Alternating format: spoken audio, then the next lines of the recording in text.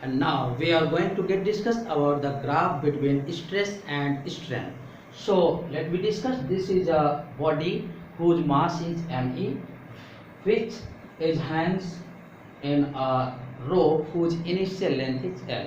देखिए कोई रोप है जिसकी इनिशियल लेंथ L है। जब इस पर हम कोई वेट हैंग करेंगे तो इसकी लेंथ में इंक्रीमेंट आएगा। और आगे हम डिस्कस करेंगे कि according to Hooke's law stress is directly proportional to strain, यानी स्ट्रेस और स्ट्रेन एक दूसरे के डायरेक्टली प्रोपोर्शनल हैं।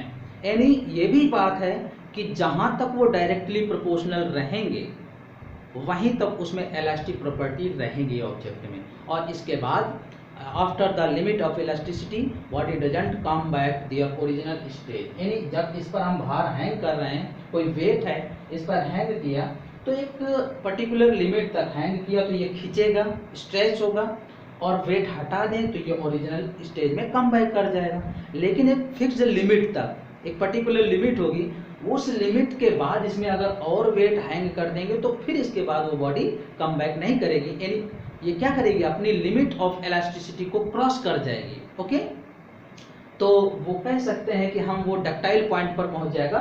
So let this discuss. This is the stress, ये इस डायरेक्शन में स्ट्रेस है और ये स्ट्रेन। ओके, तो यहाँ पर हमने जैसे इस पर कोई वेट हैंग किया तो O से A तक ये हुक्स लॉ को फॉलो कर रहा है। According to Hooke's law body follows up to this graph O to A Hooke's law means stress and strain are directly proportional to each other। यानी यहाँ तक देखिए स्ट्रेट कर्व है। ओके, प्रोपोर्शनल लिमिट, यानी यहाँ तक ये प्रोपोर्शनल लिमिट को फॉलो कर रहा है, means stress directly proportional strain है। यहाँ तक जितना फोर्स लगाएंगे वेट बढ़ेगा उतना लेंथ इंक्रीज करेगी, लेकिन अभी तक बॉडी कम बैक कर रही है अपनी ओरिजिनल कंडीशन पर। जैसे हम फोर्स हटा लेंगे बॉडी अपनी ओरिजिनल कंडीशन में आ जाएगी। लेकिन इसके बाद अगर हम इस पर और वेट हैंग कर दें तो क्या होगा, इसकी एक पर्टिकुलर लिमिट आ जाएगी।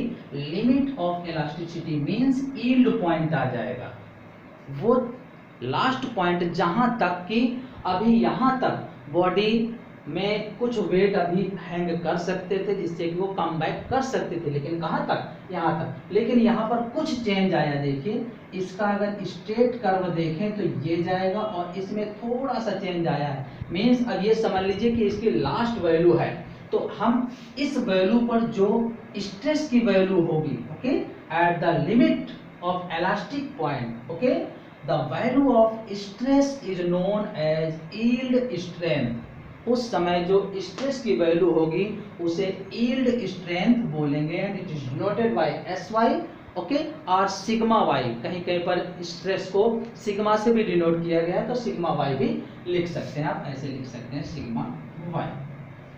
अब देखिएगा इसके बाद अगर इसमें वेट और हैंग कर दें, मीन्स M' हमने और लगा दिया इसमें, तो अब क्या हो जाएगा, एक लास्ट पॉइंट आ जाएगा C। ओके, अब बॉडी यहां से कम बैक नहीं करेगी। क्लियर? तो अब ये यहां से, अब देखिएगा कर्व चेंज हो गया, और इसके बाद भी अगर इस पर वेट हैंग करते हैं तो एक स्टेज ऐसी आएगी कि that is known as ultimate tensile strength. Okay, ये एक इसका चरम बिंदु होता है। एक देख रहे हैं ना, इसके सबसे जो जहां पर अब फॉलो नहीं कर रहा इस प्रोपोर्शनल लिमिट को, उसके बाद भी वहां पर एक पर्टिकुलर लिमिट होती है, मैक्सिमम वैल्यू, तो अल्टीमेट टेंसाइल लिमिट स्ट्रेंथ होती है। और इस वैल्यू पर जो स्ट्रेस की जो वैल्यू होती है that is known as SU, ultimate tensile strength of the stress. Okay, और इसके बाद ये डक्टाइल पॉइंट पर आ जाता है और वहां से बॉडी कभी भी कम बैक नहीं करती अपनी ओरिजिनल स्टेज पर। सो देखिएगा दीज आर द पॉइंट, ये अल्टीमेट टेंसाइल पॉइंट और ये डक्टाइल पॉइंट के बीच में D and E are closure.